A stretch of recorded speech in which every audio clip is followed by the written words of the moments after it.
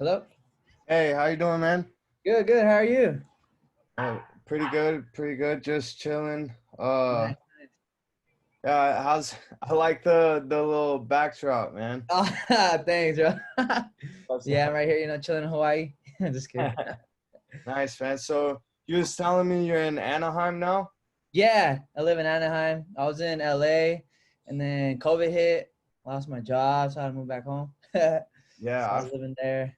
It was yeah, I nice feel over you there. on I that, really man. liked it, especially with the music scene out there. Like my favorite part was like going to work. Like I used to serve, and then right after work, just going like see my favorite DJs. Just play. So I get to do both over there. That was like probably the main like my most favorite part over there. Being Yeah, able to go. I lived in LA myself for like 2 years, and man, I learned so much about making music, the music industry, like networking, like just everything that's happening out there for music. You just like are engulfed in it. You can learn so much in such a quick amount of time. Met a lot Yeah, of cool people and stuff. It was really nice, but Miami has my heart, man. That's yeah. where, I never yeah, been. Have you been to uh, Ultra? yeah, man. Plenty of times. Nice. Ultra is something else. That's for sure, man. That's like for me. I like the camping festivals, but nothing really. Just for me personally, nothing really beats the vibe of like the bay being on one side and the downtown being on the other. It's such a epic setting, you know. Nice. I definitely gotta check it out. Yeah, On dude, you my to-do gotta list. like when the world opens back up and things are back to normal, you gotta make it out to Ultra. Miami in general is like phenomenal for electronic music. It's Yeah. Yeah, man, it's a great place for DJs, that's for sure, man. So So I was want to ask you, like give us a little bit about your background, like how you grew up and yeah, how you got started into music and stuff absolutely. like that. So I'm second generation here in America. My mom was born here, and my grandparents they came from Toluca, Mexico. Okay. And then so how I started make how music, how I fell in love with music was it started off with hip hop. It was like DJ Premier, Jay Dilla, like the old school hip hop, digging in the crates. So that's how like I really got intrigued. My cousin, he had an MPC 2000 XL in his house connected to a turntable, and I was like, "Yo, like, how do you use this?" And then like he didn't really know himself, but like I just be going to his house, taking the bus, just like, "Hey, let's make some music. Let's try to work on that." And then he ended up selling it, and he didn't even tell me. And then I was like, bro, like you could have sold it to me. So this was like before I had a job. I was like 17, and then I got a job, and then I ended up my first paycheck. Got a job at a mom and pop shop, Mm, and then bought an MPC with my, I mean MPC machine with yeah. my first paycheck, and then I just started from there. Just like got a turntable, and like I first started making hip hop like that way. I was like so into like finding my own drums, like my own drum breaks, and looking up to like the old school people, like the culture of hip hop and graffiti, and it just really intrigued me. So that's how I started making music. And then once I hit my first like festival, I was like, yo, like hip hop is cool, like, but like I feel like this is gonna take like this is I feel like hip hop, yeah, it's if you were there, you were there. Like it's kind of hard to like make it in that same type of like, oh, I'm trying to be a hip hop producer type thing. But well, in EDM, I feel like it's a way more broader, more tangible. Like getting your music out there and just rocking the crowd, like seeing the crowd, like just like dang, like I want to move people like that. So that's how like I kind of switched over from. I still do both, but like that's from my heart when I'm just like EDM, like just the culture of it. It's like yeah, so that's how like I started off. Well, I so kind of what's took off from there. getting into EDM and music like that, the festival scene, what are some artists that like really influence you of like I want to make music like them, like Yeah. that is my thing. So when I was like going to house parties and stuff, there was like this. There was a couple DJs, but this one, his name is DJ Blend. Like he wore like a mask, and it was kind of looked like a Chucky mask in a way. And yeah, so like he had like pretty much got it down when I was starting off. Like when I first started going to electronic events, he had like his own brand and stuff. So like I was really intrigued. Like, oh, all right, so this is how I like kind of do it. Like you start like he has his own like vibe to him, and then he came out with that song Warp 2.0. And that one, like, I was like, everybody danced to that song, like, in the backyard parties. Like, everyone was going crazy with that one. So that's what first, like, oh, like, I seen somebody with branding wise, and he was just killing it, And also DJ Rowdy A, like, he was, like, in the club scene. He throwing his own clubs in, like, San Bernardino. And he was also influenced as well. But unfortunately, he died in a car accident. But yeah, rest in peace to him. But those were like the two first ones that like I would look up to. And then when I started going to like Insomniac events, like there's so many countless ones. But like Rusko was one of my favorites. Cooking Monster, Caspa. I was really into that old school dubstep. Speaking of And Cookie Monster, R.I.P. to him, man. We yeah, got some dude, sad so news with sad. him a couple days ago. What was it, like 2 days ago, I think? Yeah, Yeah. yeah. Yeah, man. Yeah, the last time I saw him was last year. Yeah, saw him back to back phone case. Oh That's yeah. so Yo, sick. those guys, when dubstep was really like starting to become popular, like for me personally, I feel like those guys specifically did a really good job of being like the first people to bridge the gap between like the things that was already happening with like Bass Nectar and Rusko and Caspa and like Excision and Datsik. They were a nice like in between, Yeah, For me totally. personally, that's what I thought. Like in the beginning, what like 10, 12 years ago, something like that. Yeah, they've been doing. Yeah, they're pioneers though. They like pretty much were there since the beginning. And Flux too. Flux was there in the beginning too. Yeah. Oh Yeah. yeah. So whenever you produce now that you've been doing it for a little while, like what's your setup look like now? Like what's the Yeah. average like studio session for you, like your plugins that you like to use and go-to things? So I don't know if it'll show you, but this is what let's see. I don't know how to take this off. So my setup, I got like what is this called? All right, so I got Orion Studio interface, um, some Atoms. I think they're the TV5 or TV8 or something. T7Vs. I got a pair of those. My head my headphones are these. The LCDXs. What typical studio session looks like to Yeah. me. So usually, I work by myself. I'll collab with like some people, but I feel like I work better alone. And I'll just send them what I worked with, and then they send it to me back. Um, Sometimes I smoke, sometimes I usually don't. Depends. Um, yeah. Songwriting and sound design wise, I kind of do sound design in its own session, and then I'll like save the sounds that I really like. And then when it's time to write music, I'll just throw those in. Stuff like that. That's how I usually work. Um, yeah. What else? What else?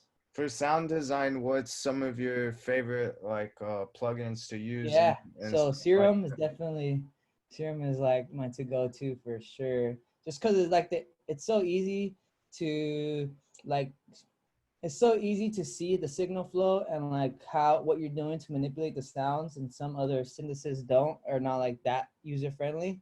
Yeah. So that's like the biggest one.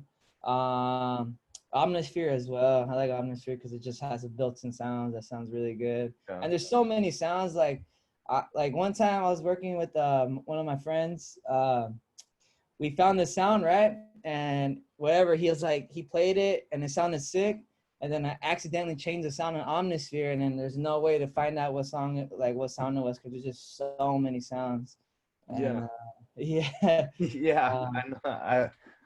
We've been down that road before, man. That's all yeah, I was it is. like, damn, I should have at least liked it or something so it could be easy to find. And I learned my lesson though. I'm like, nah, next time I find like, oh my God, that sound works perfect, save it, or hit the like button. Cause there's too many sounds in there. Like, I don't even know when I don't think anyone's gone through it all, to be honest. Yeah, So for much. sure, man. And so you you said like you like to work by yourself like more. Do you feel like there's any specific reason for that like for your personality wise, or you just feel like, that's the way the cards have been dealt recently? Yeah. Oh, definitely that's been dealt like that recently. But just I don't know, like maybe it's my personality too. I mean, it depends. We have to like really vibe. Like, I don't know. I feel like we have to like be friends first before we go in the studio. Because if I don't like an idea, or I don't think it's that like an like that good, like I won't say anything. I don't know, like, or I'll just like let it ride. And I don't know. I don't want to like like put him down or something, or maybe vice versa. Maybe he doesn't like what I'm doing and he doesn't want to tell me. So I feel like if you're in your comfortable space and you do a part, I'll do a part, and then we'll come back and then blend them together or something like that. um but yeah, maybe it's for personality, but Yeah. I've definitely worked with people before. Like I went to Icon, and then you have to like work with people. Mhm. So yeah, like I don't know, it's personally I just like working by myself, and then seeing what they do. It's just, I guess, like taste, I guess. I Yeah. don't know. Yeah, Yeah, man, that makes sense. Me personally, I definitely can feel you on what you're saying of I like to make something myself, vibe myself, and then see what somebody has to add.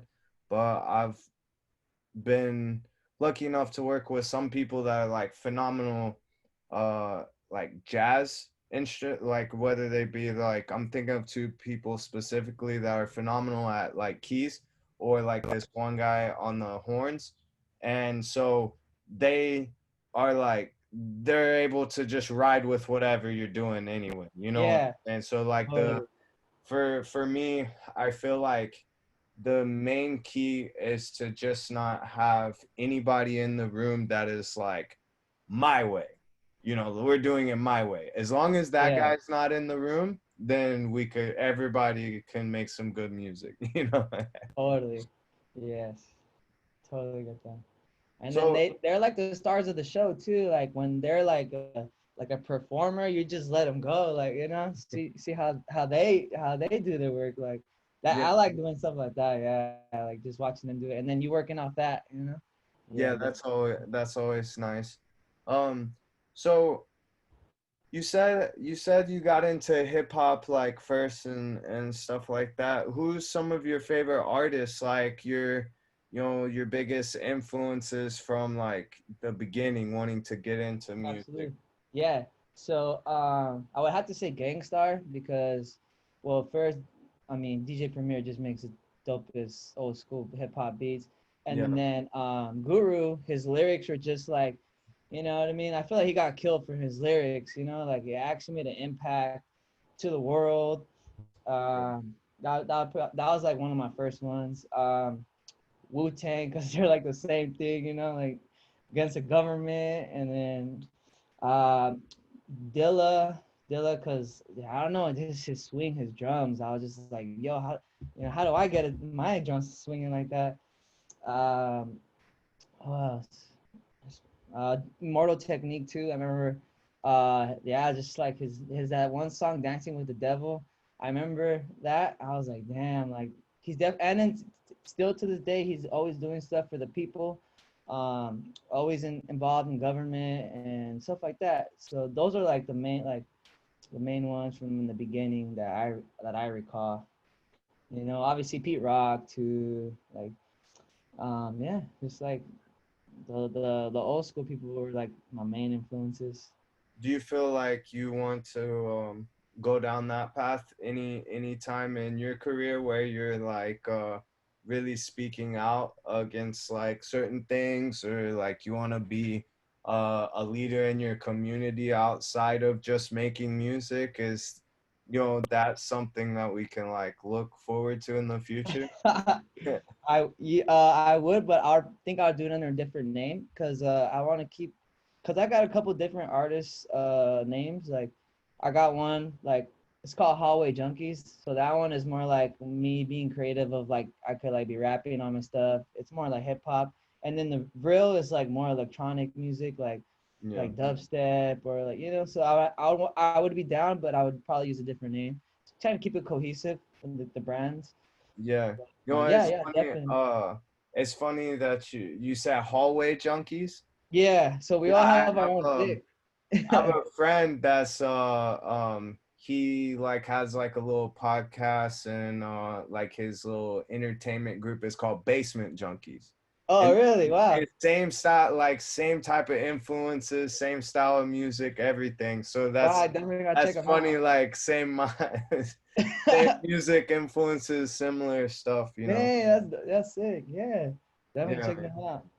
but Yeah. yeah, and do you so do you feel like you are gonna be more sticking to your electronic stuff and you're just gonna stay with that, or do you wanna be able to do both, like Mhm. eventually transition to just hip hop? Can we see them like mixed together? Like Yeah, how definitely. do you feel like you're gonna go in the future? Yeah, so with the Hallway Junkies, that one's more like collaborating with different people. So like I have like hip hop beats and like trap beats that I have just in my hard drive, but I just don't just put them out just like that. So I guess I'm waiting for the right collaborations to happen. Um, so I guess I'm just waiting for the right people for the right beats because I got like a lot of like beats for like hip hop, old school hip hop, like yeah, it's just I guess I'm just waiting for the right people or not right people, just more music, like more content, I guess. With like, I feel yeah, you. just more content, just more people who are like down for that, At least they need to know like about the Hallway Junkies and represent, and like, yeah, I got my own fix too. This is mine. And then you can be whatever. You can be like a skateboarder or like, poet, or whatever it is. Yeah, I feel you, man. Do you so you like old school hip hop? How do you feel about hip hop now, like in this like sad boy emo type of wave that's happening? Plus you got like the Drakes and the Travis Scotts and stuff like that. How do you feel about the evolution of hip hop, like how it is now? Uh, so I definitely think government has a lot to do with like how it's going. Um, I don't hate on anybody, but like not all of it is like my style, and like I really dig like what they're doing with their brands, like with Drake and Travis Scott. They're like killing it. So I can't knock on that, but I definitely think like they got people that are like running their show, or like I've heard of like them having like fake numbers and stuff like that. So I definitely feel like, well, obviously they have major labels and stuff, but I can't really hate on them, but I just feel like they're not really in control of their own, or I guess how they present themselves, stuff like that. Yeah, Um, I can see that. A lot of times, you know, I like to think of it this way, like if you know, an up and coming artist who, you know, works at like their, you know, second job, their other job, can only like get together so much money to promote a project. Like each song is can be its own business. You know, there's people that's a one hit wonder. They make millions of yeah. dollars off of one song, right? So each song can be a massive business if you're able to like brand it, market it, promote it, and, you know, give it the right vessel, right? Hmm. And so for me, these guys, just have the perfect vessel for making money, you know, more so than like the best music. And Yeah. I don't think they make bad music. I actually think Drake specifically, even though I'm not a big fan, makes music for everybody. Like, you know, like even me that I'm not like a huge fan, like I'll catch myself like Yeah. grooving a You little can't bit, hate you on his know. music. It's You can't good. hate, right? But it is definitely, you know, if you can take a product and invest over $1 million in pushing that, then you're usually gonna get decent results, you know. Absolutely. And I feel like that's one of the reasons why I wanted to start this website and reach out to more up and coming artists, is so we as like up and comers have like a platform where we can promote, and we don't have to pay somebody to try to playlist or like convince them that what we're doing is anything other than, you know, we get to share our content. I can, you know, interview people and let them talk about themselves and the projects that are coming, and give like people a chance um to be in a space that's not just like them promoting themselves. You know what I mean? And hopefully, like, your fans will find the next guy, and that next guy's fans will find your music, and then so on and so forth. Because I feel like the industry just every every blog, everybody wants to interview somebody with, you know, millions of followers and hundreds of thousands of followers, because that helps them, right? Yeah. I feel like if you know, over time, when say I have done 300 interviews, how many followers will that add up to with all of the people, like different fans? And now all the people that I've interviewed can benefit from that, you know? And Nice. so hopefully that's the idea in the long run. I really appreciate you like coming on and you know, like doing this, because I'm just getting started with the website and everything. Absolutely. So Thank you for even having this platform. It's so great and like humbling that that there's stuff like that. Like just are there for the art. Not there about the numbers. Just just about the story and what they have to offer. And yeah, thank you for having a platform like this. It's no awesome. problem, man. I really like, I go and listen to like playlists and try to find like new artists all the time, even before I had this idea. And a lot of times I come across people anywhere from like 200 plays to like 100,000 plays, and it didn't matter the plays. As like of sometimes I'd like the music that had like nobody listening to it, and sometimes they're like got something good going for them. And I was like, man, needs to be a place where like I don't have to go through SoundCloud and be like looking for specific genres. Just a place where all these people can have an article, that can have like interview and get their story out. Because I think the story of the artist is interesting, you know, if knowing like where they come from, and, you know, who influenced their music and stuff. Like like you telling me that you're into like all this old school hip hop, I never would have thought from the song that I heard, you know. Yeah. Not at all. So that's like, that's super cool, for sure. And so I just have a few more questions for you Yeah. that's like pertaining, uh you know, like coming up. what what can we look forward to, you know, like what projects do you have in store for the rest of the year? And yeah, do you got any releases coming soon, maybe a Yeah. music video? All right. Well, I definitely have a couple of songs lined up. So the next one is gonna be a drum and bass type of track. Um, there's no music video, but there'll be animation. If you know anybody who could do music videos, I don't want to be in the music video itself, but maybe. But there's definitely gonna be animation to it. Definitely look out. I'll definitely keep you updated on that. It should be coming out about next month. I'm just gonna let. I'm probably gonna drop a song once each month for the rest of the year. Um, But yeah, somehow drum and bass one coming out. It's called Emergency. but Okay, uh, cool. but, but yeah, maybe I might do some more hip hop.